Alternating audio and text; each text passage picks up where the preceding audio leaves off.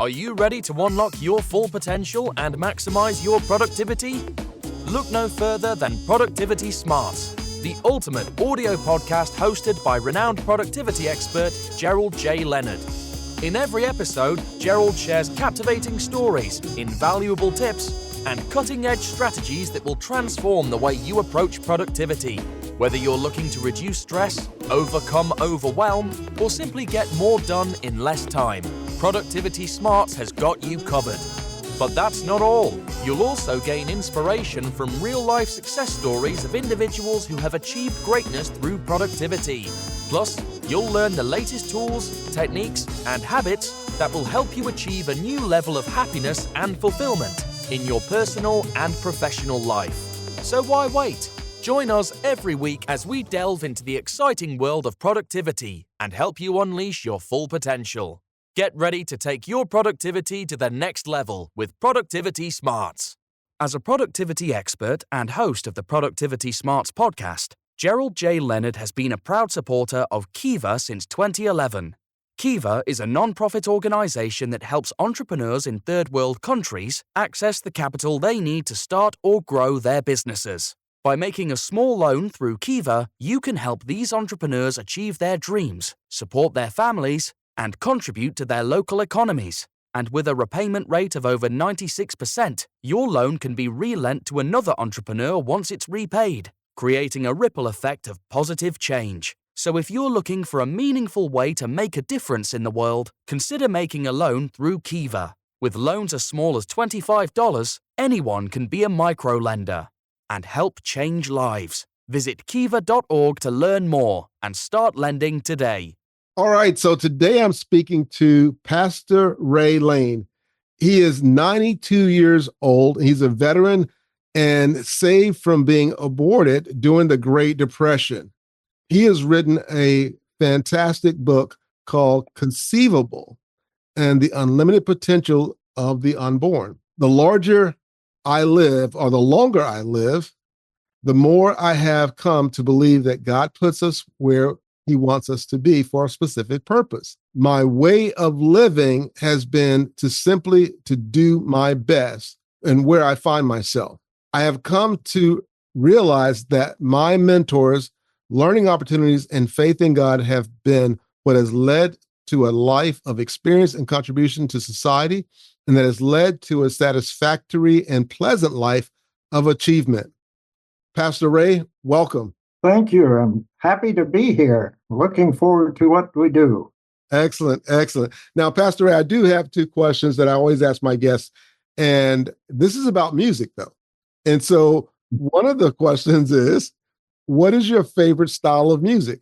Well, gospel, I suppose, is the favorite. Okay. But I had a chance to have breakfast one time with Bill and Gloria Gaither. You probably know who they are. Yes. Gospel music. But in college, I needed one credit to fill out a full-time student. So I took a class in music appreciation. Okay. I had no knowledge of music. I'd never been around it, never heard anything, didn't know anything about music other than a little bit that comes by. Right. But I got in this music appreciation class, and long story short, I got a D, the only D I ever got in my life. I found out later that I was in a class of music specialist people. Okay. That was their whole thing, like you. Right. And the thing was, though, after it was over, I had developed a love of classical music. Oh, wow. Okay. If you can bring me Brahms or Haydn or Beethoven, theme and development and the things that go into it. I learned that in the class, though I didn't get a good grade. I have always loved classical music ever since. That is excellent. You know, I've had a couple of guests who told me that they accidentally had to take a class in college on music, and they weren't musically inclined, so they didn't do too well. But even though they didn't get the grade that they were looking for, what they got from being exposed to the power of music was this love of different types of songs and different types of music, and the power that music can have in helping us to meditate and think through things and create memories. Yeah. And so Yes. that's why I always like to ask this question. So it doesn't matter if there was, the grade wasn't a good grade. What really matters is that you experience the impact that music can have in your life. Well, I did.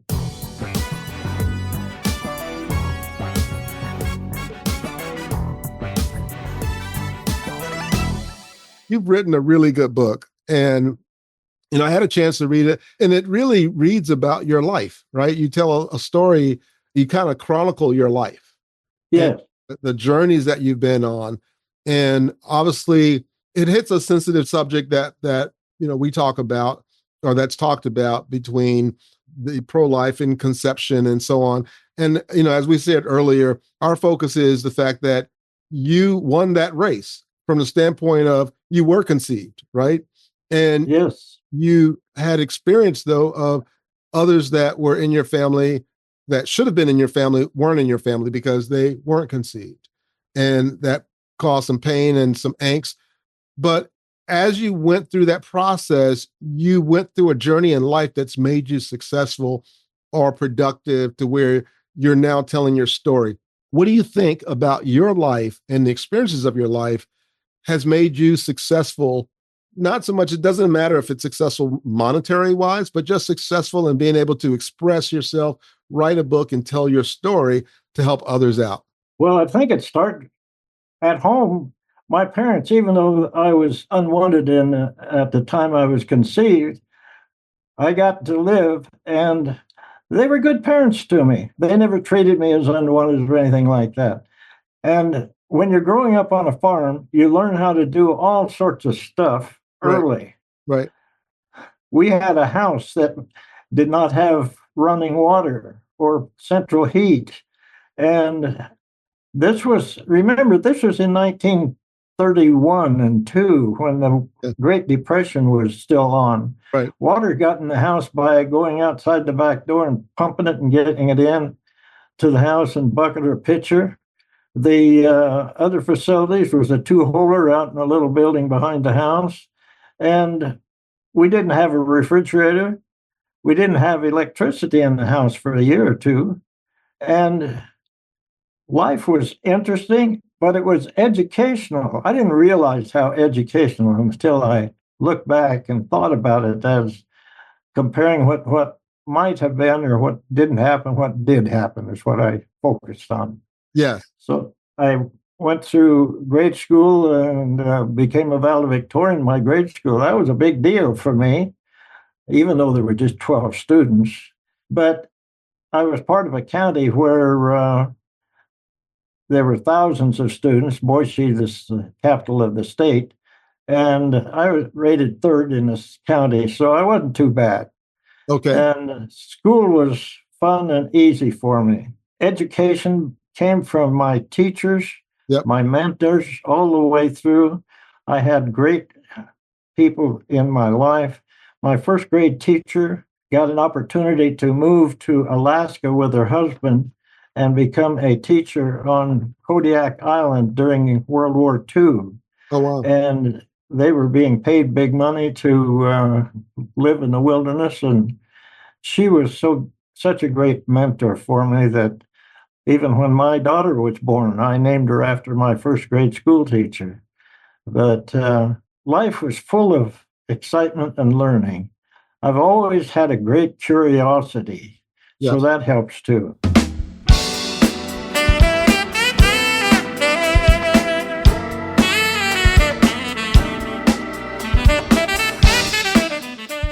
So now let me ask you this question, because in your formative years, I read throughout your book and you talk about growing up on a farm, and as you just kind of highlighted, and some of the things that you learned. And like today we have television, we have all this social media, we have all these things. And back then, obviously we did not. But the theme I heard throughout just your introduction or your story was the learning, right? Your ability Yes, to be in an environment where you're learning. When you think about now parents who are conceiving, right? And then they are bringing their children into the world, the prenatal and the postnatal environment that they bring their children in has such an impact on little ones. How has that influenced your work? And how did that influence you just growing up in the environment that you grew up in? Well, there were no books in my home except the Bible that was kept as a record. I never saw it open otherwise. There was no music in the home, but it wasn't an unpleasant place. We played games when we had time. We spent time together. It was always just the family. We were so half a mile to the nearest neighbor, so we weren't chummy with neighbors. The nearest boy that I could play with was a half a mile. And so we didn't do much interchange with community. Right. And I grew up, my parents believed in doing to others as you would have them do to you. And I was a straight arrow. I didn't know how to get in trouble even. I said no to my mom once and I got a whipping, and I never had to have another one of those. And anyway, life was simple. I think about it quite often now, what I would have done, how I would have turned out if I had all of this access to what our kids do. My grandson was programming a computer when he was 3, and listening everything that's available on the airwaves. There's such a massive amount of information that I use all the time, Right. but there's good stuff. But the amount of bad stuff out there, that how to keep your kids out of it, it's hard to see it happen that way. Yeah. I heard just recently that over 50% of men and women between the age of 18 and 35 visit pornography stuff from fairly often. Yep. And that's scary because it's there.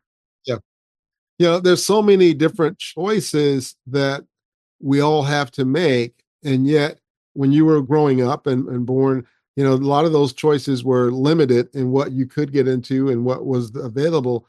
Now it seems like the sky's the limit. And with AI and technology and things along that line, it's becoming more and more and more. And it seems like we need to go back to at least identifying a simpler form of life, right? Yes. And also taking consideration of the intergenerational impact of really respecting those who have gone before us and learning from them, learning from their experiences, and not discounting them, being aware of all the technology and things that are happening. And yet, I think during the times that you were growing up, stress and anxiety was a lot less to some extent, right? You had Right. Yes. Oh, yeah. and the stress of the Great Depression, but the everyday stress of just choices and things you could get into seemed to be a little bit more restricted. One of the things that attaches to what you just said, when I was young, the people we respected the most were the people with gray hair. Hmm. I mean, that was essential. Right. They were the ones who knew the most, and they were the ones who had the most good stuff to share with us if you could get them to share. Some of them were quiet about it. They're growing up, but nowadays, I live in a community of 2,000 retired people, and there's one thing that we pretty much have in common. We're all people who have accomplished something significant in life. We all have a story. Right. But do we find anybody that really wants to listen to us? Not very easily. We'll get a conversation, and it doesn't lead anywhere because people are looking over your shoulder, looking for the next part of where they want to take a conversation. Right. It's similar to what happened when my first wife got into a wheelchair the last couple of years of her life. Yeah. And she said it was terrible going to church because she would be the only one in a wheelchair, and people were visiting in the foyer of the church, and going around and just talking. And she was a retired pastor herself. Both of us were pastors. More of that later, maybe. But she said people just looked over her. It's like she wasn't even there. Wow. And that was a hard thing for her and for us. Yeah. So thinking about that and how, finding great mentors is so important. What role that finding mentors in your life play in your life? Because again, reading through your book, you've gone through the military, you've had other experiences, you worked on a dairy farm, you did so many different things. And I know that, just again, how life works, we do need those who have gone before us to reach back and help guide us, right? And we need those who have gone before us who have experience to help guide us. And I think we can learn so much from finding the right set of mentors who have gone before us. Who were some of your mentors and what impact did they have on your life? Well, in the first case of mentors, they were the ones through grade school and high school. They were kind of assigned to me, Right. and I discovered that they were important. After that, when I got out of the service, got on the farm, I got a hold of a county agricultural agent, Okay. who knew all of the upcoming new stuff that was happening in agriculture. And I had kind of attached myself to him. I was the first farmer in our area to soil test to know how much fertilizer to use. I was the first guy to get the people that I worked with in the dairy business to use computers out of Washington State University to keep the records on all our cows. Wow. And all of this came about because the county commissioner or the county agricultural agent knew who to contact. And then the knowledge of how to breed cattle and make each generation better than the one before is a tremendously challenging and operation. And I found a couple of people that were been doing it for 30, 40 years and had done well. And they gave me some help and where to look and how to study. So I was always studying for years how to make myself better in that business. Yes.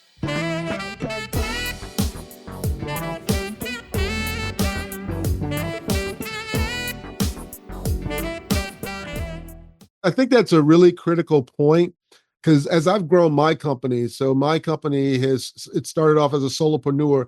Now we've become and one of my companies, we've become a preferred supplier to a major corporation and kind of like a first line or tier one supplier. And I know that the way we got there was finding the right mentors or coaches who could guide us through the process, right? Who could guide Yes. the process. How long would it have taken you, or do you think you would ever have reached some of the successes in business that you had if you didn't have those mentors and coaches to open those doors or point you in the right direction or to guide you? How treacherous or how long would it have taken you to kind of figure some of these things out? Or do you think you would ever figure some of them out? Well, it all depends on your willingness to look and Right. the willingness to look or to listen.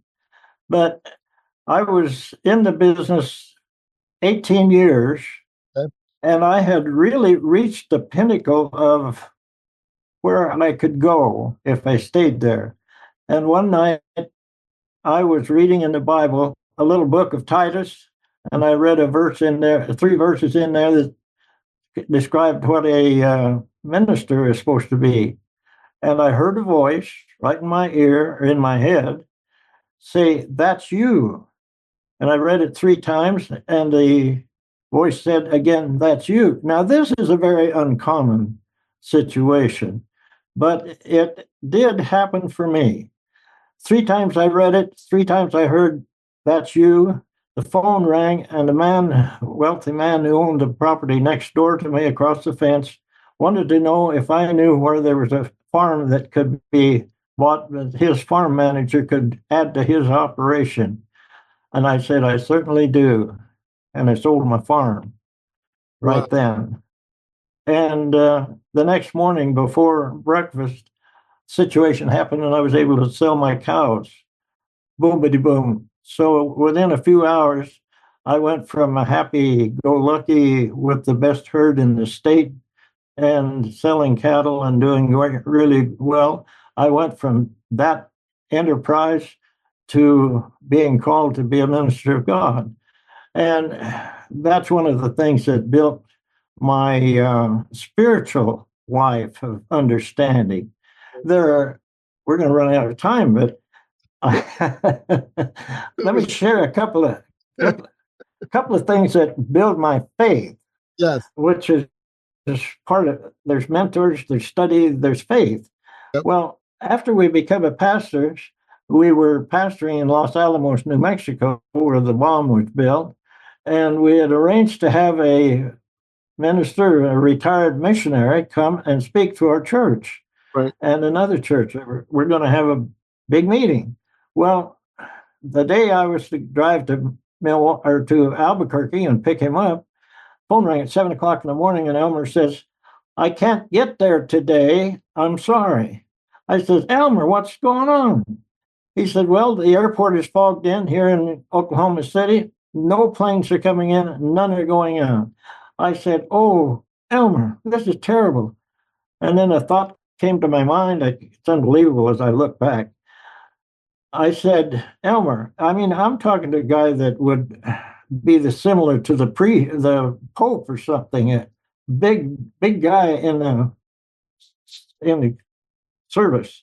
And I said, "Elmer, you head for the airport, and I'll go to my knees and pray for it." I did. I got down to pray, and immediately the words to a gospel song, "It's just like Jesus to roll the clouds away." You might even have heard it sometime.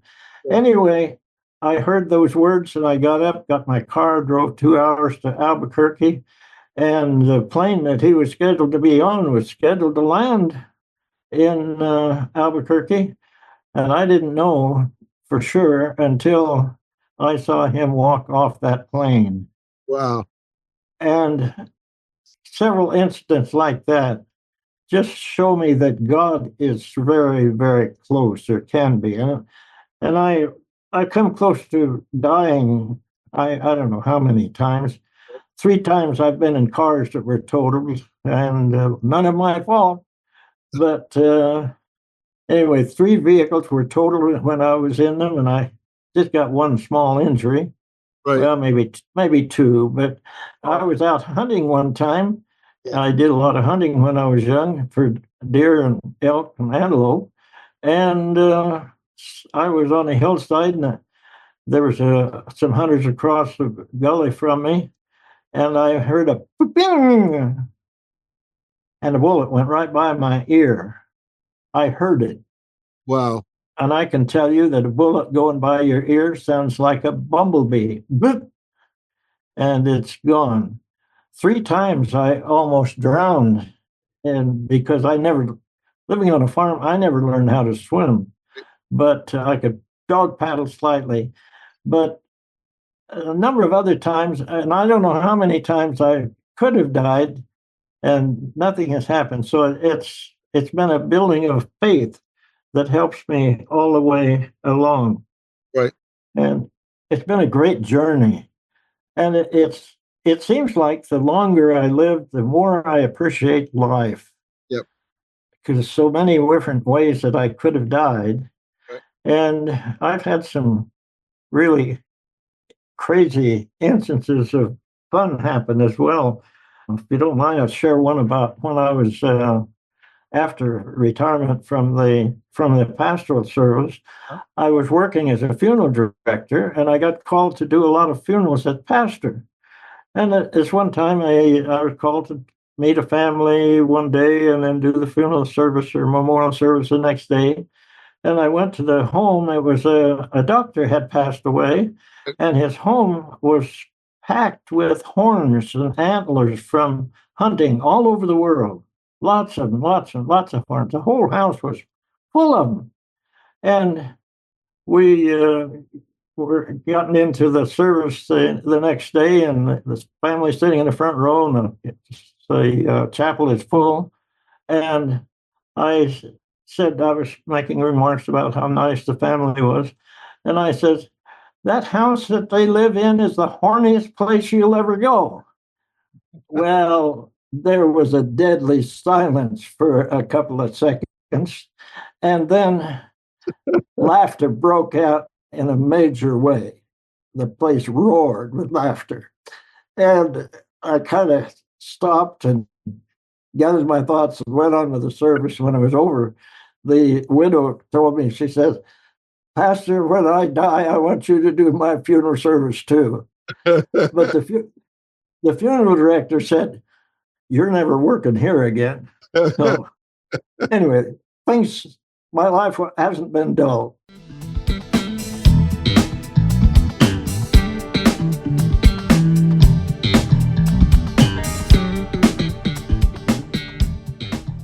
Well, listen, this has been a great conversation, and that was a funny story. And so I always ask, where can people learn more about you, and where can they pick up your book? Well, it's available online from places like Amazon and everybody else that has books. It's being well handled or well appreciated, and I count it a rich privilege to be able to write the book.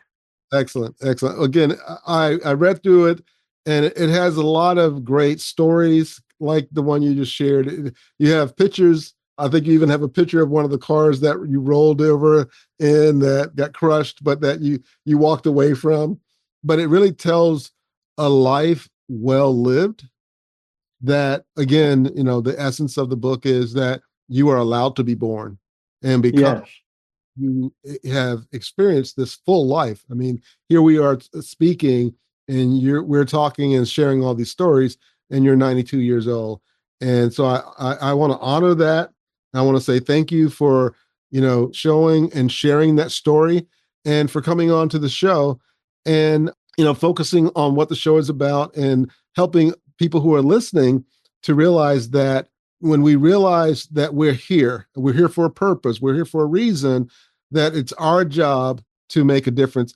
And my mentor, Les Brown, would always say, life is God's gift to us. But then what we do with our life is our gift to God and the world. Oh, yes.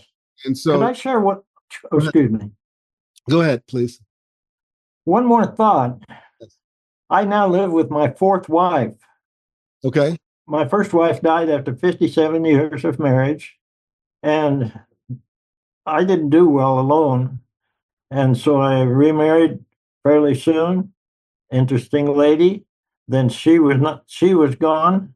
And then I met a lady online, and she was with me for 4.5 years, and she passed away with cancer. And I now got married at 88 to my current wife, who is a jewel beyond comparison. I just want to encourage people that when they get older, I guess that's what I am, it's not the end of life. Life goes on until you go out under. Exactly. So keep thanks again for the privilege of being with you. living while you're living. Exactly. Yes. Well, Pastor Ray, it's been a pleasure talking with you.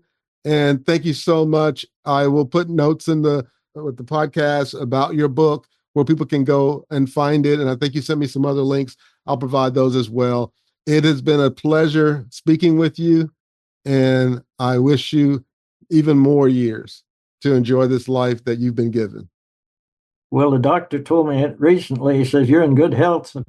I said, I don't know if I want to get to 100. And the doctor says, well, the only people who really want to get to 100 are those who are 99. So, anyway, thank you so much. You're welcome. You're welcome. If you're enjoying the content and finding it valuable, we would appreciate it if you could take a moment and leave us a review.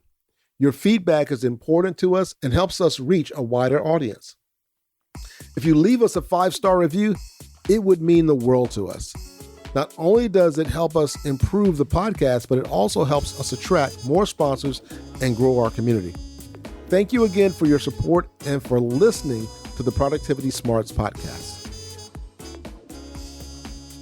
Thank you for tuning in to Productivity Smarts, where we help you achieve your goals and live your best life.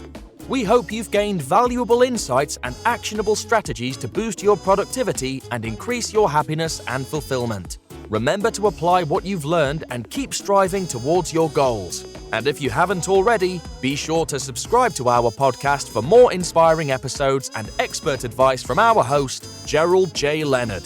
Until next time, keep pushing forward and unleashing your productivity smarts.